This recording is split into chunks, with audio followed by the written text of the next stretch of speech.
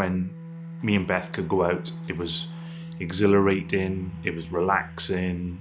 It didn't matter where we were going, it was the journey that was important. I used to love my bikes, I used to love the touring aspect of it. And I think it was my 40th birthday. I said to Beth, I wouldn't mind giving bikes a go. I was going down the main road, nice and slow and steady, and a young boy just didn't see me.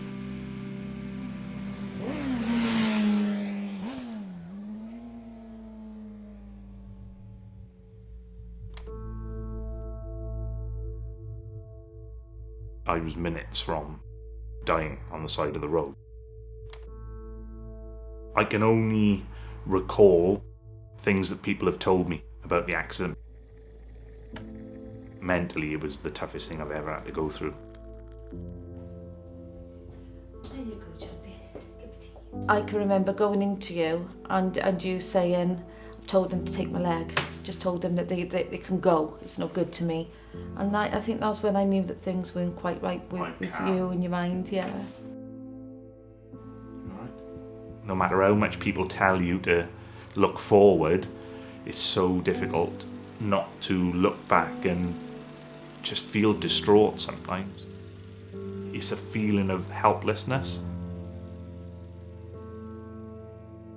The professionals told me that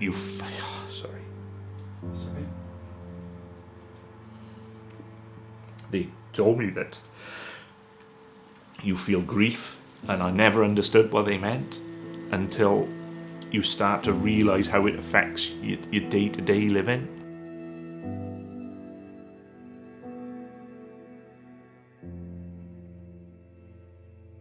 When I first walked, it was a new sensation, a different thing for me to do, and I'm in parallel bars, so I could only take a couple of steps. I couldn't build any confidence. I do a little bit of walking, some hip mobility and some upper body strength work. And Yakko the one day said, we've got this new treadmill, do you want to give it a go?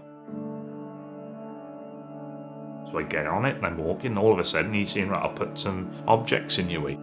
Then there's a projector that projects objects and I'm having to move around them, and it became interesting and intriguing and it became a challenge, and I love a challenge, so I've got to get better at this.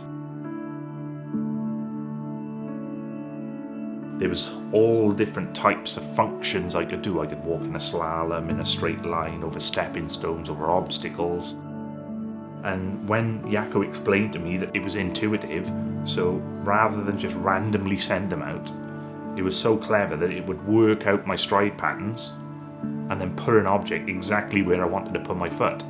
So it's making it as realistic as possible that I can get my timing right, I can adjust. And I learned that on the C-mill. It just recreates real life situations that I can practice over and over again and get better and better and better at. And then it gives me more security and confidence when I'm out and about then. I was really amazed and struck by how much feedback you can get from a machine like that, real-time feedback. It does have to be experienced and tried to get the real understanding about what you can really achieve with something like the C-mill. My rehabilitation just skyrocketed through the roof, and I learned techniques, I learned how to use my leg properly. The light was switched on with, I could possibly play golf again, yeah. I loved the way they worked, I loved what they were doing. It's definitely the future of rehabilitation.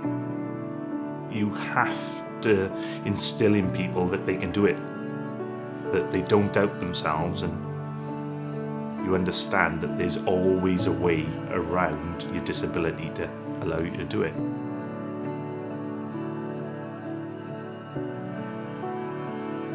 It's so difficult to explain this. I'm so confident about what I do and how I feel about myself and my abilities now. But I never felt like that before the accident. I always doubted myself. Now I'm a strong believer in fate, that things happen for a reason. The accident has given me opportunities that I intend to grasp. I like to describe myself as I'm Mike. I'm a golfer that happens to have a disability, but I will never let that disability define me.